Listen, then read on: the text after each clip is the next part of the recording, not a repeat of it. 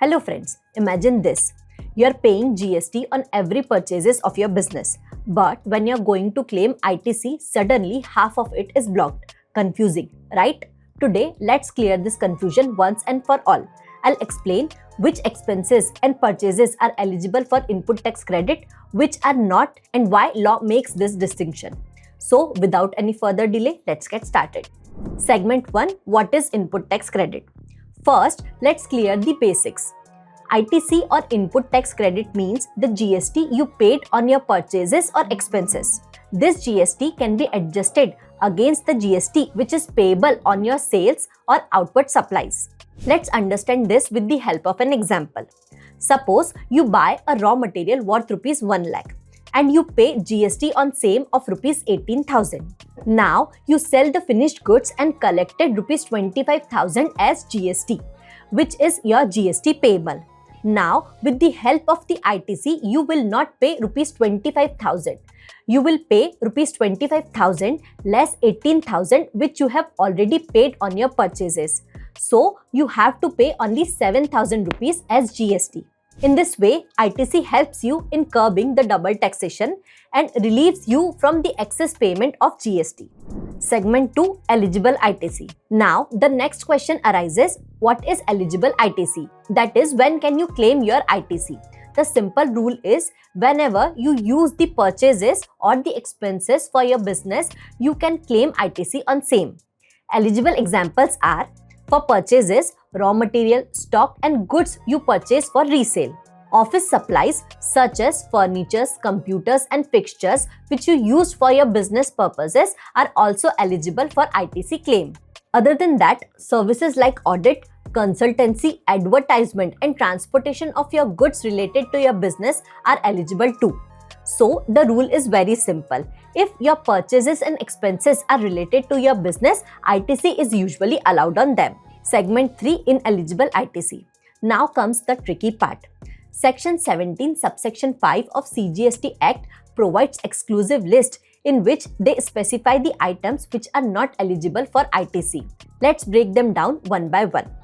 Number 1. Personal used item.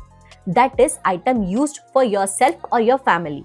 Any items used for your personal purposes are not eligible for ITC. For example, when you bought a car for your personal purpose and you wanted to claim the ITC against your GST payable of your business, you are not eligible to claim the same. Number 3. Food and beverages. Lunch for staff, tea or coffee expenses, no ITC is allowed. The only exception is that if the law requires you to provide the food, like the factory canteen under the labor law. Number 4. Club, gym or membership fees. Any fees for recreational purposes are not eligible for ITC. Number 5. Insurance premiums. Generally, health or life insurance premium are not eligible for ITC. But there is also an exception. If government mandates providing the insurance to employees, ITC is eligible on same. Number 6. Construction expenses.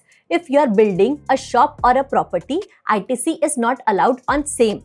That is, ITC is not allowed on any goods or services used for constructing an immovable property. And number 7. Lost, stolen or gifted goods. If stock is lost, destroyed or given as a gift, ITC cannot be claimed on the same. So, these are the 7 items on which you cannot claim ITC under Section 17 subsection 5 of CGST Act. Segment 4. Why so many restrictions? Now, you may ask why there are so many restrictions on ITC claiming. So basically, the idea is clear.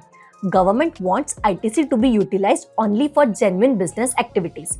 Personal consumptions, luxury items or assets like buildings usually do not contribute directly to the taxable business activities. So restricting ITC on same prevents misuse of the system and provides fairness. Segment 5. Practical tips for small business owners. Now let us discuss some practical tips. Firstly, separate your business expenditure and your personal expenditure. Secondly, always keep your invoices properly documented because ITC can only be claimed if your supplier has uploaded invoice properly and same is reflecting in GSTR 2B. Thirdly, you should reconcile monthly. Check your GSTR 2B before filing your GSTR 3B. And last but not the least, If you have claimed excess ITC by mistake, pay it along with interest to avoid any penalties. These small steps can save you from big headaches later. Frankly speaking, telling to reconcile every month is easy, but when it comes to the reconciliation part, it is very tricky. It is very hectic to reconcile your GSTR 2B with your purchase books every month because you need to reconcile each and every invoice. This is very time consuming and prone to errors. That's why I use an AI automation software which helps me in GSTR 2B reconciliation. This software automatically fetches GSTR 2B data and compare it with my purchase books. And it provides the reconciliation which is divided into simple categories like complete match, partial match, missing in books and missing in GSTR 2B, so that I can find any errors and can claim correct ITC on timely basis. Let's get a quick walkthrough of it. All I need to do is just log into the software. In Quick Links, there's a segment named GST Reports. When I open the same, there is GSTR 2B Purchase Report segment. When I click on the same, a page opened named as GSTR 2B Summary. I need to select the period. For example, I selected February 2026 and I need to press on the Continue button. And then I just need to press on Reconcile Now. After pressing on Reconcile Now, I'll get my reconciliation summary, which is further divided into 3 parts. This is a reconciliation summary.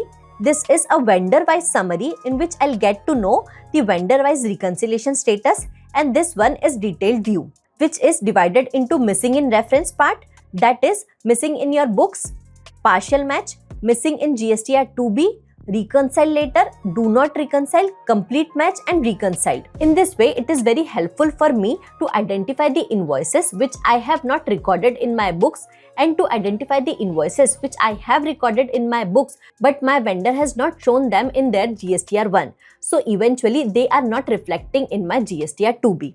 In this way, I'll make this complete GSTR 2B reconciliation process very easy in some simple clicks. If you also want to try this out, the link is given in the description. So friends, this was our discussion on eligible and ineligible ITC. The conclusion is clear. ITC is your right, but only on genuine business expenditure. Law allows you to claim ITC only on the expenditure which are related to your business directly and not on any personal or luxury items. If you master this distinction, you will never lose your ITC again. If you have any queries or questions related to this topic, do let us know in the comments. Thank you.